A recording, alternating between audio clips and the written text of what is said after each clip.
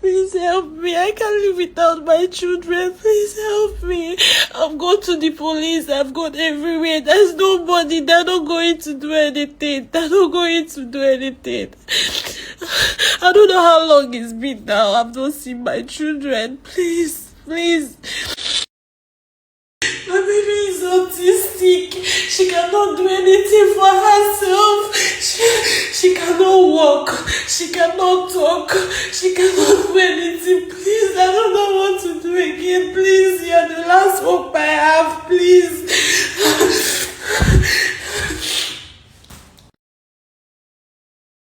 All right, so you listened to the voice notes. That was the thing I saw when I checked my DM. No, so I saw this message. It says, he took my kids from me. He beats me, naked me, and threw me out. Please help me. The police have not been able to do anything. My kids are not going to school anymore.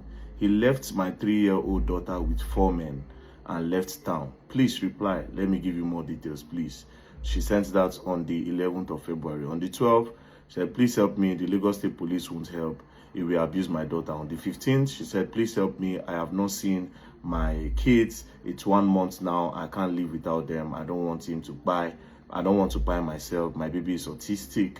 And then she sent these voice notes that I just listened to. So I didn't see all of this until on Saturday. That was when I saw it, right? Then immediately I responded by saying, you have to send a voice note of what happened for record purposes and also your pictures too. And that was when she sent everything that happened.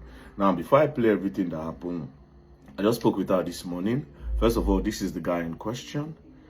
This is his picture. Secondly, I just spoke to her this morning. I told her that I'll try my best to bring her to Abuja to come to the gender department at the FCID. The person in charge of that department, I know her, Madam Rita. She is very, very, very particular about cases like this. So I told her I'll fly her in and then she can come and file the complaint here in Abuja. So now we can listen to her explanation of everything with evidence, of course. My name is Olivia. I'm from Enugu State, but I reside in Lagos. So the last incident that happened that made him to take the keys forcefully from me, I was shooting my clothes downstairs. I was trying to market my clothing when he came and he sent my younger brother to come and call me. I was downstairs. I now went upstairs to meet him. He said I should pack my clothes and my bags and leave his house. Usually he would throw me out. Everybody in the street, everybody in our street knows I usually sleep on that street at night when he takes the keys from me and beats me and throw me out. But I usually come back because of my kids. He would threaten to take them away from me and I'll have to come back into the house and beg him. So that day, he told me, he said I should pack my bags and leave the house. I said I was not going anywhere. I want to take my children. I want to take my kids with me and that I'm not going anywhere. That it's been so long that every time he throws me out and I leave the kids for him, that I am not going anywhere. I wasn't going to go anywhere that day. So he said that, okay, no problem. Since I don't want to leave, that he's going to show me what he's capable of. He started dragging me and he wanted to throw me off the staircase. He usually throws me off that staircase. Like I'm used to being thrown off that staircase. So he wanted to throw me off the staircase as usual. And unfortunately for him, I bent the other side and I had to fall through the step and I hit my head on the floor. I wasn't even paying attention to know if anything happened to my head. And I was running towards my kids. I just want to go and get my baby girl. And I was thinking that if I carried the baby, that he wasn't going to do anything to me. But immediately I carried the baby, he started dragging me and my baby upstairs. My baby is 3 years old. He started dragging both me and the baby upstairs. He dragged us upstairs, and all the locks in our house are broken. All of them are broken because of the beating. Whenever he's beating me like that, all his friends, they will rush in because he keeps boys in the house. So his friends will rush inside and break the door to rescue me. So that's why all the locks are broken. So a few days before then, he changed all the locks. And I was wondering why. The room where I sleep, he changed it to fingerprints. That was the most unnecessary thing to do. But I didn't see any reason why he had to do that.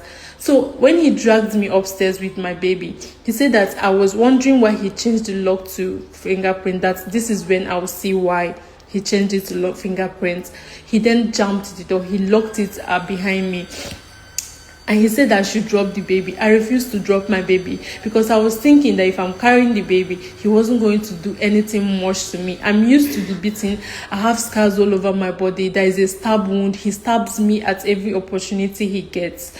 So I was already used to the beating. But I refused to let my girl go. So he started hitting me. He brought out a pressing iron, the iron they used to press clothes.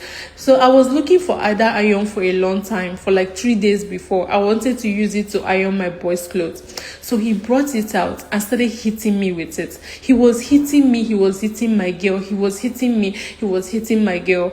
And anyway, I tried to cover myself with the baby, he will hit me, and he still hit the baby. So he managed to take the baby from me and flinged her.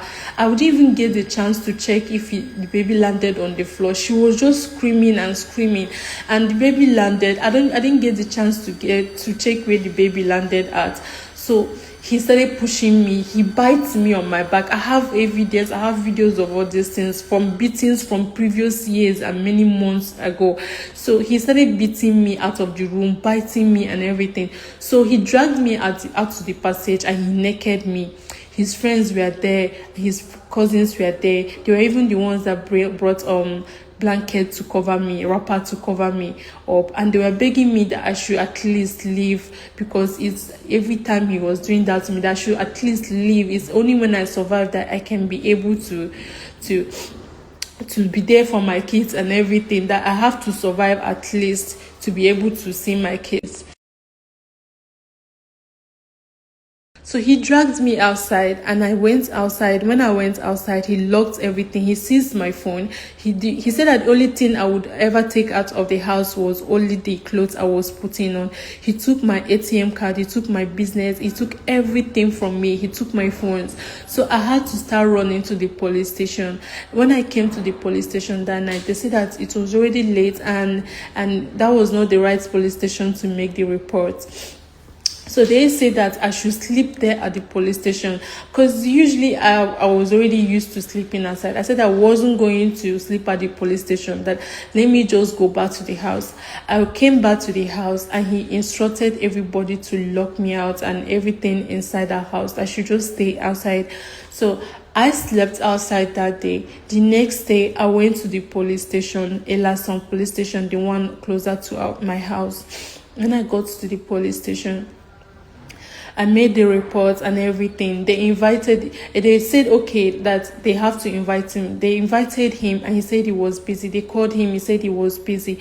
They said, okay, let's go to the estate, let's go to the house and see if there's anything they could say. They got to the house. It happened that he locked everybody, including my own children. He locked everybody inside the house and went out with the key. There was nobody allowed to leave the house, which in case if anything was happening inside the house, nobody would have known and everything. So when we got there with the police station, with the police people, they refused to open the gate. They said that he locked the gate and he went out. They started calling him again. He said that he wasn't available. So we went to the estate security. The estate security started calling him again and he wasn't available. So when he eventually called the woman back, I think he called his lawyer or something. Then the lawyer told him that he should tell them that they were going to come see to the police station the next day. And the police people, they gave us appointments the next day.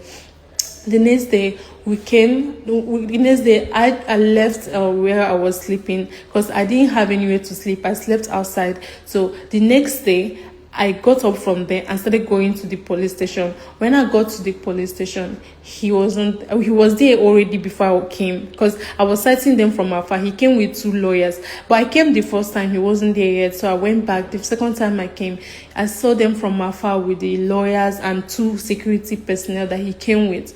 So I came. When I came inside, they called him to come inside and he was just too proud to come inside.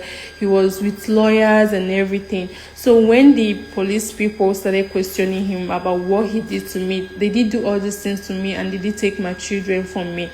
He said that it was he's going to handle it as a family case. But the police people refused. They said that it's wrong, that they should transfer it to the DPO. So they transferred it to the DPO office. When we got to the DPO office, the DPO instructed him to give me back everything, that he should give me back my phone and give me my children. He agreed to that. He agreed to give me back my children. Then he said that they said I should follow him home and get my things and my kids.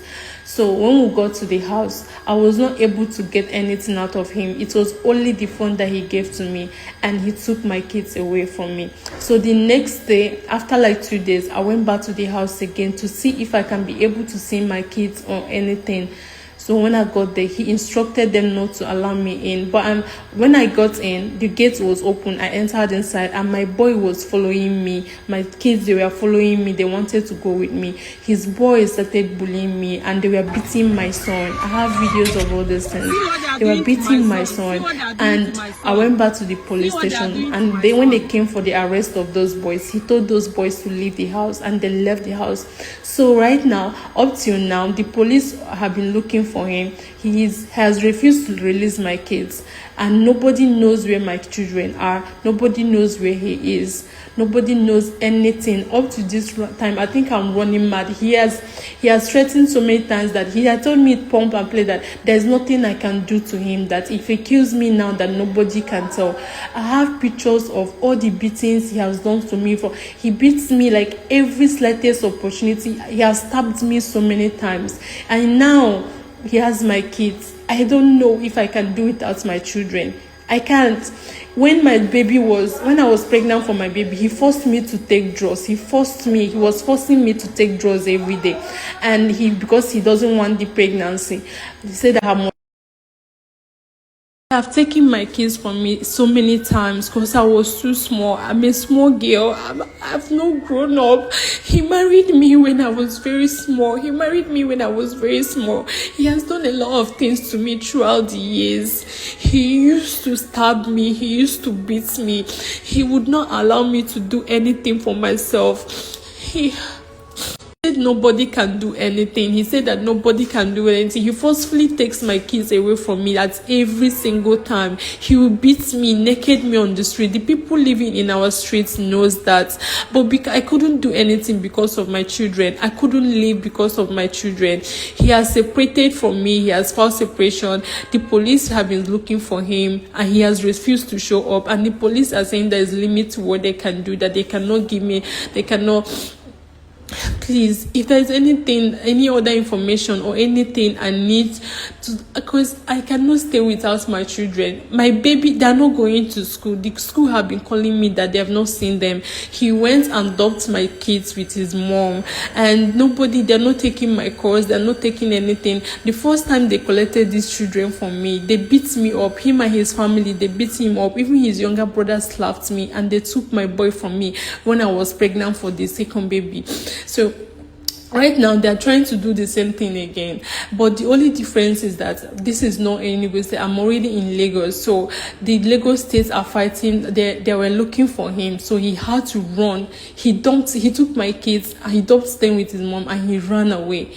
Nobody is taking. I don't know where the kids are. It's getting to 2 months now. I've not set my eyes on these children. He will usually tell me that if I do anything, that he's going to kill me, and nobody will ask. And actually, it's true that nobody is going to ask. Please, yeah, that last hope I have. Like, I have exhausted every other hope.